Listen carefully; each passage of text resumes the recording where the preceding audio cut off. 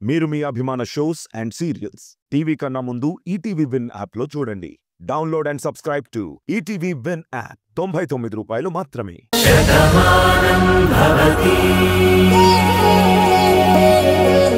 సత్య లాంటి మనిషి ఎవరి జీవితంలో ఉంటే వాళ్ళ జీవితం బాగుంటుంది. అలాంటి వ్యక్తిని ఎవరూ వదులుకోకూడదు. మా మావయ్య రాధని ప్రేమించాడు. రాధే తన జీవితం అనుకుంటున్నాడు. ఆ రాధ తనతో ఉంటేనే మావయ్య ఆనందంగా ఉంటాడు. అందుకే నేను మా మావయ్య జీవితంలో రాధ ఉండాలని కోరుకుంటున్నాను. ఇంకో రాధ రావాలని నేను అనుకోవడం లేదు.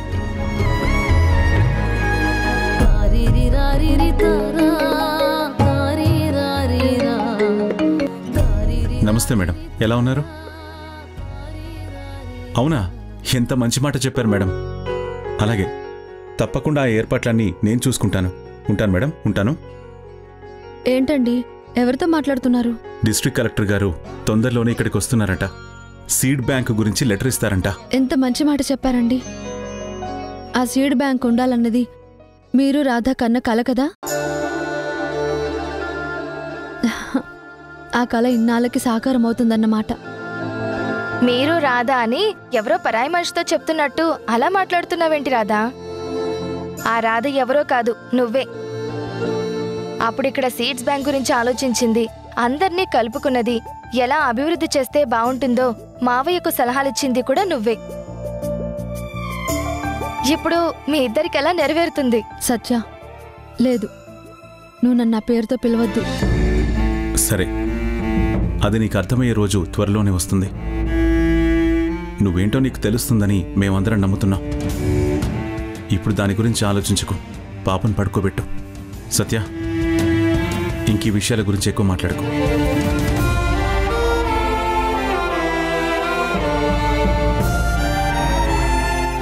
మావయ్య, చూడు సత్య, రాధ తను రాధ కాదేమోనన్న అనుమానంలో ఉంది. అందుకే తన ముందు పదే పదే ఇలాంటి విషయాలు మాట్లాడొద్దు. లేదు మావయ్య, తను రాధా అని మనమే గుర్తు చేయాలి, అందుకే మాట్లాడాను. అయినా ఇప్పుడు నాకొక చిన్న ఐడియా వచ్చింది. ఎలాగో కలెక్టర్ గారు మన ఊరికొస్తున్నారు కదా, ఆవిడొచ్చిన సందర్భంగా కొన్ని ఆటలు పెడదాం. ఆ ప్రోగ్రాం రాధ కూడా చూస్తుంది కదా, అప్పుడు తన మైండ్ మరికొంచెం రిలాక్స్ అవుతుందేమో. నీ ఐడియా బానే ఉంది. ఇంతకీ ఏ ఆటలు పెడదామంటావు?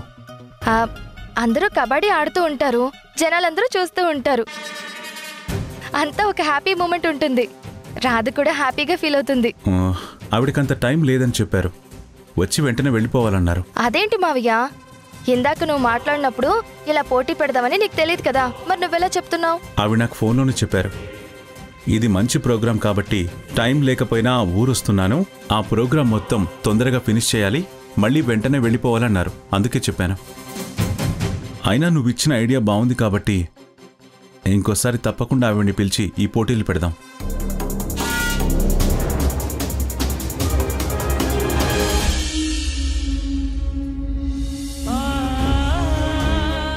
చూసావా బాను, మావయ్య ఎలా మాట్లాడారో? నేను చేసింది తప్పంట. నిన్ను మర్చిపోలేకపోవడం పొరపాటు అంటావా? ఎలా మర్చిపోమంటావు? నీతో నేను జీవితాన్ని ఎంతో గొప్పగా ఊహించుకున్నాను. నువ్వు నన్ను ఎంతలా మార్చుకున్నావో నాకు తెలుసు.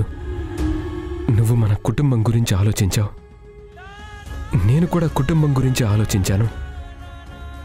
ఎవ్వరూ బాధపడకూడదని. ఆ రోజు నువ్వు ఎదురుగా ఉంటే అమ్మ కోపం మరింత ఎక్కువ అవుతుందని నువ్వు ఇంటికి దూరంగా వెళ్ళావు. నీ గొప్పతనం తెలుసుకొని నిన్ను తిరిగి రమ్మని చెప్పిన సమయానికి వస్తున్నాను అని చెప్పి తిరిగి రాని లోకాలకు వెళ్ళిపోయావు. అలాగే అమ్మ బాధపడకూడదని, నా కోసం ఆలోచించే అమ్మ కన్నీరు పెట్టకూడదని నీలిమ మెడలో తాళి కట్టాను. నీలిమ నన్ను ఇష్టపడిందని నీతో సహా అందరికీ తెలుసు. కానీ నా ఇష్టం ఏంటన్నది నీలిమకి ముందే చెప్పాను.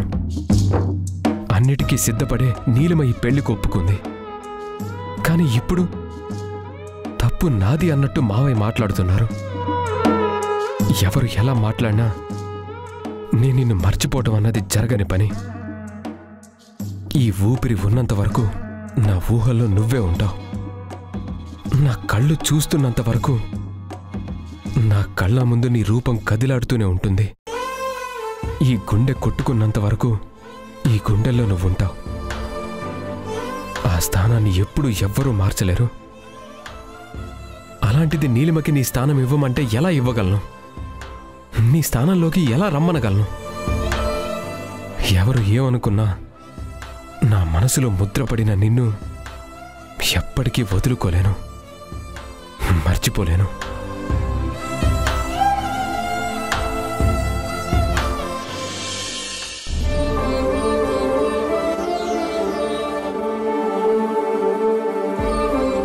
అనయ్య, మీరు కూడా త్వరగా టిఫిన్ చేసేసేయండి, ఆఫీస్కి వెళ్దాం.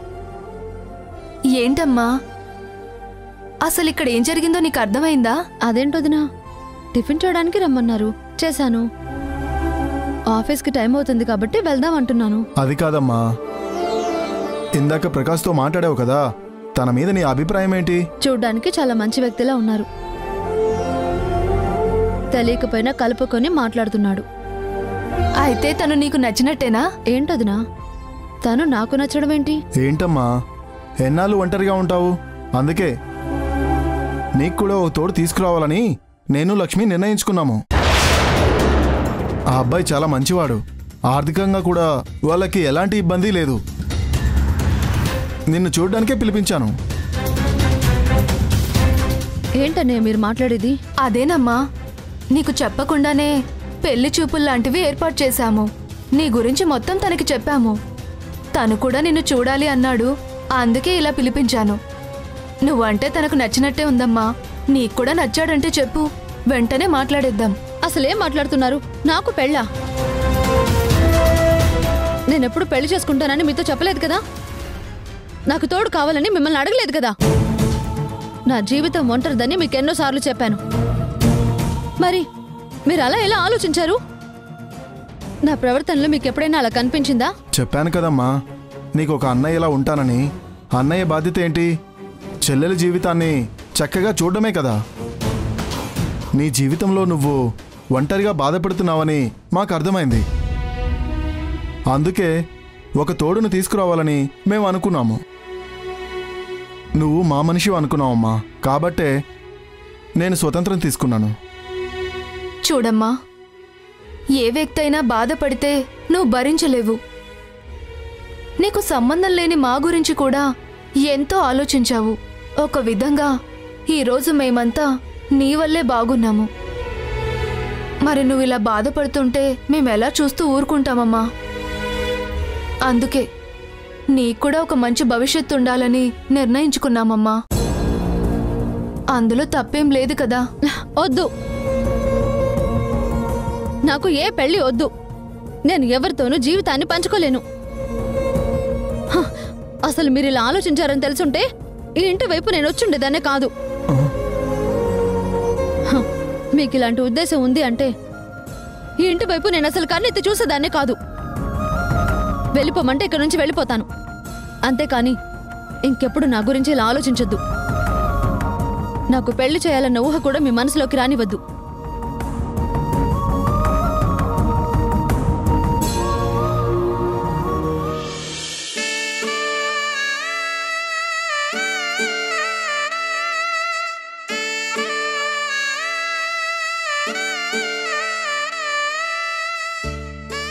చెల్లెమ్మా, నేనేమైనా తప్పు చేశానా?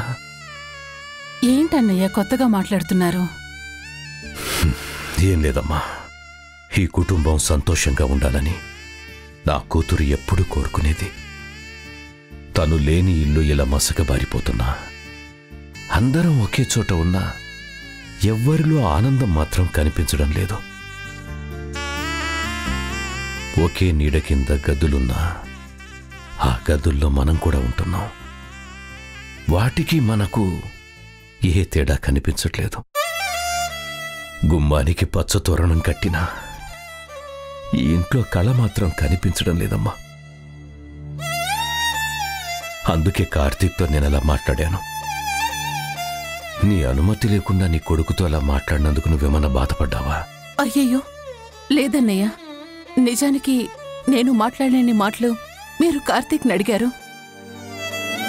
ఒక తల్లిగా నా కొడుకుని ఎలా అడగాలో ఎలా నిలదీయాలో నాకు తెలియలేదు.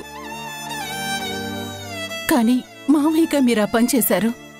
మీరు చెప్పిన మాటలు వింటే కార్తీక్ మారుతాడన్న నమ్మకం మాకొచ్చింది. అందుకే ఇక్కడ భాను ఫోటోని చూస్తూ తనకే మౌనంగా నా మనసులోని బాధని చెప్పుకుంటున్నాను. వాడి మనసు మార్చమని కోరుకుంటున్నాను. చెప్పాను కదమ్మా, ఈ ఇల్లు ఎప్పుడూ పచ్చగా ఉండాలని నా తల్లి కోరుకునేది. అలాంటి ఇంట్లో ఇలాంటి పరిస్థితి వచ్చింది అంటే నా కూతురు ఆత్మ కూడా శాంతించదమ్మా. కూతురిలా దత్తత తీసుకున్న నీలిమ బాధగా ఉంటే ఈ తండ్రి మనసు ఊరుకోదు. అందుకే కార్తీక్ ఏమనుకున్నా ఏం జరిగినా పర్వాలేదని నా మనసులో ఉన్నది అడిగేశాను. ఒరే వాసు, ఒక ఇంట్లో ఉంటున్నామంటే ఎవరికి వారు ఉంటేనే కాదురా, అందరం ఒక్కటిగా ఉంటున్నాం. ఆనందం వచ్చినా దుఃఖం వచ్చినా అందరం పంచుకోవాలి. సమస్య వచ్చినా అందరం సర్దుకోవాలి. కొన్ని విషయాలు మేం మాట్లాడాలి, కొన్ని విషయాలు నువ్వే మాట్లాడాలి. ఎవరు మాట్లాడినా కూడా ఈ ఇంటి గురించి ఆలోచిస్తారు, ఈ ఇంట్లో వాళ్ళ గురించి ఆలోచిస్తారా. నువ్వు ఇంటికి అందరికన్నా ఎక్కువరా, నా స్నేహితుడివి. ఇదిగో ఊర్మిళకి అన్నయ్యవి, ఈ ఇంటికి ముఖ్యంగా వియ్యంకుడివి. మేమందరం దేవతలా చూసుకునే భానుకి తండ్రివిరా. ఇలా ఎంతో అనుబంధం ఈ ఇంటితో నీకుందిరా. నువ్వు మా గురించి ఆలోచిస్తావన్న నమ్మకం మాకుంది. నువ్వేం మాట్లాడినా కూడా మేం తప్పుగా అర్థం చేసుకోంరా, సరేనా?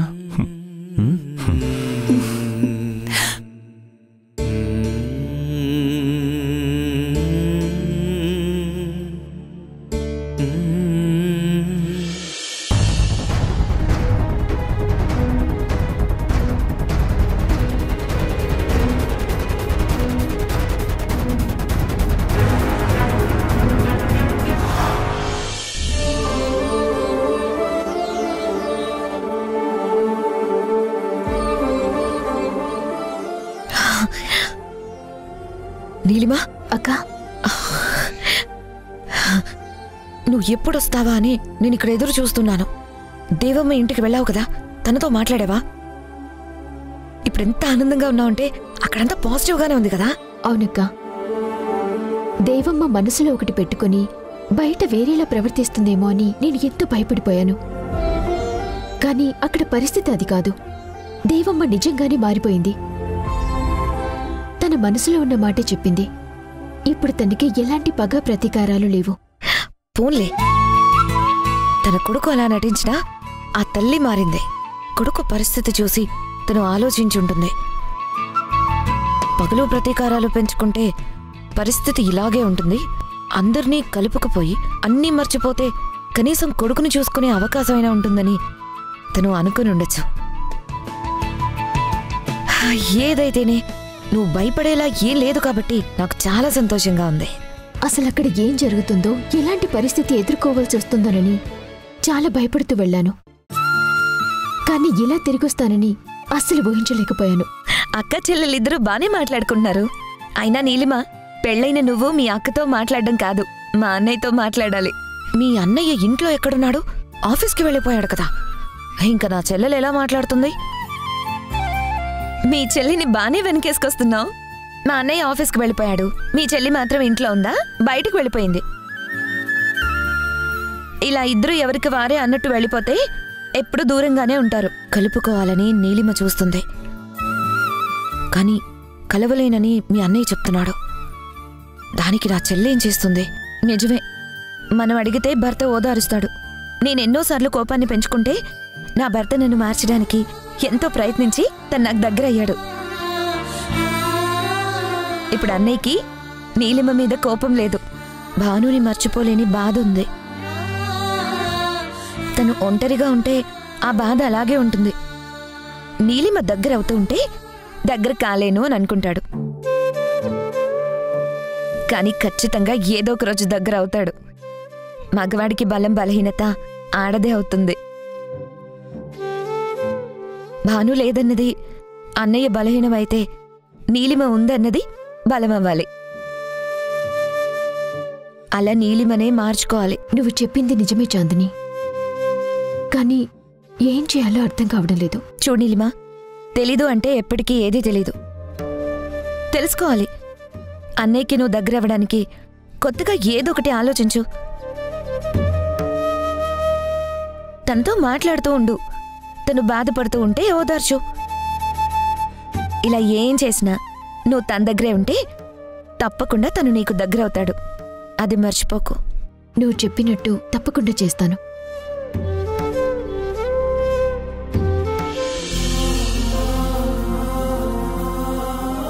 చూసావా మురారి, ఈరోజు నాకు పెళ్లి చూపులు అన్నారు. నాకు పెళ్లి చేయాలనుకున్నారు. కానీ ఆ రాత నాకు లేదని, ఈ రాతకు అదృష్టం లేదని వాళ్ళకి తెలియదు కదా. రాధ తలుపుల్లోనే కానీ రాధ తలరాతలో మురారి లేడన్న నిజాన్ని నేనెప్పుడూ అర్థం చేసుకున్నాను. కానీ నీ ఊహల్ని తలుచుకుంటూ నీకోసం బతుకుతూ నేనిక్కడున్నాను. ఆ నిజం మనకి తెలియక నా జీవితంలోకి వెలుగు తీసుకురావాలని నాకీరోజు సంబంధాన్ని చూశారు. నీ జీవితంలోకి నన్ను తీసుకోవాలని నువ్వు ఎంతో ఆశపడ్డావు. నన్ను ఎంతగానో ప్రేమించావు. కానీ మనమొకటి తలిస్తే విధి మరొకటి తలిచింది. నా తలరాతని నువ్వు మార్చాలి అనుకున్నావు. కానీ మీ అక్క నా జీవితాన్నే మార్చేసింది.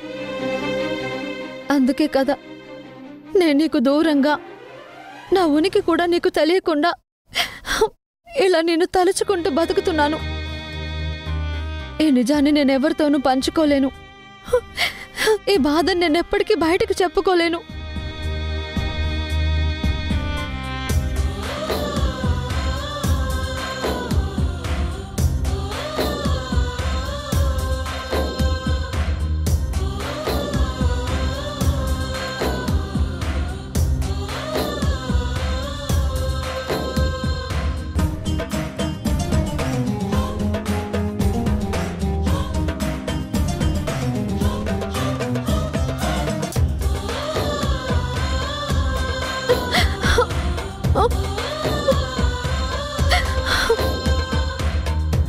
అమ్మా, నీకేదో మంచి చేయాలన్న ఆలోచనతో నిన్నొక్క మాట కూడా అడగకుండా మేమా నిర్ణయం తీసుకున్నాం. నీ మనసు బాధ పెట్టుంటే మమ్మల్ని క్షమించమ్మా. నిన్ను ఒక చెల్లిగా నేను భావించాను. నా చెల్లి ఒంటరిగా ఉండటం ఎందుకు, తనకో తోడు ఉండాలి అని నేను లక్ష్మి ఒక నిర్ణయం తీసుకున్నాం. కానీ అది నిన్నింతగా బాధ పెడుతుందని మేము ఊహించలేకపోయామమ్మా. ముందుగా నీ అనుమతి తీసుకోలేదని నీకు బాధ అనిపించిందా? లేదన్నయ్య, ఇంత విశాలమైన ప్రపంచంలో నేను ఒంటరిని అన్న బాధ నాకు ఒకప్పుడు ఉండేది. కానీ నా గురించి ఆలోచించే నా మనుషులు మీరున్నారని తెలిసాక నిజంగా నాకు సంతోషంగా అనిపించింది. మీరు నా మంచి కోసమే ఆలోచించారు. కానీ నా తలరాతలో లేని పెళ్లికి స్థానం లేదు. నా జీవితంలో మరో మనిషికి ఆస్కారం లేదు. ఈ బతుకు ఒంటరిగానే మిగిలిపోవాలి, ఒంటరిగానే ముగిసిపోవాలి. ఏంటమ్మా ఆ మాటలు? ఆడపిల్ల పుట్టింది అంటే తనతో జీవితాన్ని పంచుకునే మగాడు పుట్టే ఉంటాడు. వాళ్ళు ఎదురు పడేంత వరకే ఈ ఒంటరితనం ఉంటుంది. ఒక్కసారి మూడుముళ్ళు పడ్డాక తనకంటూ ఒక కుటుంబం ఏర్పడుతుంది. తరువాతి తరం కూడా వస్తుంది. అవునమ్మా, నీ వాళ్ళకు నువ్వు ఎందుకు దూరంగా ఉన్నావని మేమెప్పుడూ అడగం. కానీ నువ్వు ఒంటరిగా మిగిలిపోకూడదమ్మా. అన్నా వదినగా మేము ఎంత ప్రేమగా చూసుకున్నా నీవారంటూ నీ జీవితంలో నీకు ఒకరు ఉండాలి. అప్పుడే నీకు కుటుంబం ఏర్పడుతుందన్న ఉద్దేశంతో నేను ఈ పని చేశానమ్మా. అంతేగాని నువ్వు ఇలా బాధపడతావని అనుకోలేదు. చూడమ్మా, పెళ్ళొద్దని నువ్వు ఎందుకు అంటున్నావో నాకు తెలీదు, కానీ పెళ్లి జరిగితే నీ జీవితం బాగుంటుందని మేము అనుకుంటున్నామమ్మా. మరొక్కసారి ఆలోచించమ్మా. వదినా, పెళ్లితోనే జీవితం ముడిపడదు, పెళ్లి తర్వాతనే జీవితం ఉంటుంది. అందులో నువ్వు చెప్పినట్టుగా ఒక కుటుంబం ఉంటుంది, తర్వాతి తరాన్ని కోరుకుంటుంది. కానీ నాకు అర్హత లేదు, తల్లినయ్యే యోగ్యత నాకు లేదు. అందుకే నేను ఈ పెళ్లి వద్దంటున్నాను. ఏంటమ్మా, ఏం మాట్లాడుతున్నావు? నీకు తల్లయ్యే యోగ్యత లేకపోవడం ఏంటి? నాకు బాధే మిగిలింది. ఆ బాధని గుండెల్లో దాచుకుని నన్ను అభిమానించే వాళ్ళ నుంచి నేను ఇలా దూరంగా వచ్చేసి ఒంటరిగా బతకడానికి అదే కారణం. తల్లిని కాలేని నేను తాళి కట్టించుకోలేను, ఇంకొకరితో జీవితాన్ని పంచుకోలేను. దయచేసి అర్థం చేసుకోండి. ఇంకెప్పుడు ఈ ప్రస్తావన నా దగ్గర తీసుకురావద్దు. వెళ్దాం పద.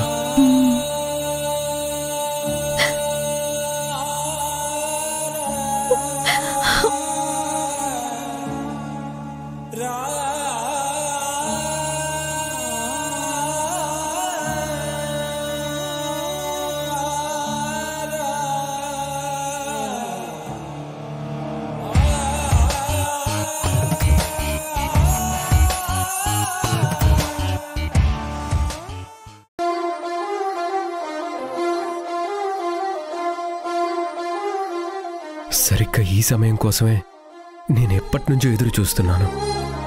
నీకు దూరంగా ఉంటానని కానీ ఉండగలనని కానీ నేనెప్పుడూ అనుకోలేదు. నువ్వెప్పుడూ నాతోనే ఉండాలి, నేనెప్పుడూ నీ చెయ్యి పట్టుకునే ఉండాలి. అసలు నీ మనసులో నాకు ఇంత స్థానం వస్తుందని, నా జీవితం ఇలా మారుతుందని నేనసలు కలలో కూడా ఊహించుకోలేకపోయాను.